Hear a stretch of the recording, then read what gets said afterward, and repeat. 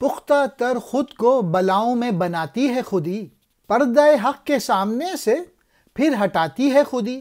مرد حق آگاہ چلتا ہے رضائے حق کی راہ، وہ تڑپتا ہے لہو میں پر لبوں پر لا الہ۔ عشق کو خون میں تڑپنا لذت دارین ہے، الراء و دار و رسن اس کے لیے عیدین ہے۔ راہ حق میں ہے نکوتر کیفیت جیسی ملے، مہربانی ہے اگر نا مہربانی بھی ملے۔ مختلف سیاروں پہ جا رہے تھے تو ایک سیارے پہ انہیں اہرمن اور زرتشت ملا۔ اہرمن شیطان اور زرتشت زورسٹن ریلیجن کے پیغمبر ہیں۔ اب زرتشت جو ہیں وہ کچھ جوابات دے رہے ہیں اہرمن یا شیطان کو۔ شیطان نے پہلے پچھلے اشعار میں بہکایا تھا، اب مزید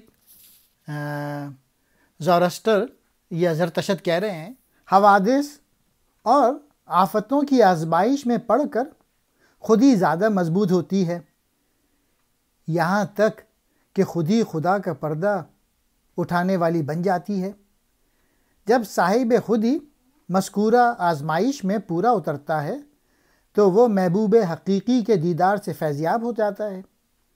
حق کو دیکھنے والا آدمی نے حق کے سوا خود کو نہیں دیکھا، وہ لا الہ کہتا اور خون میں تڑپتا رہتا۔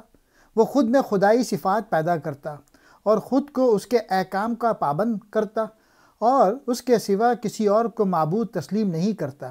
یہ سب اس کے جذبہ عشق سے سرشار ہونے اور سوز درد کے باعث ہے۔ عشق کی آبرو خون میں تڑپنے سے ہے۔ آرا اور لکڑی اور رسی، پھانسی اور پھانسی کی رسی اس کے لیے عیدین ہے۔ حق کی راہ میں جو کچھ پیش آئے وہ خوب اچھا یا درست ہے۔ دوست، محبوب حقیقی کی نامہربانیاں بھی باعث مسرت و شادمانی ہے۔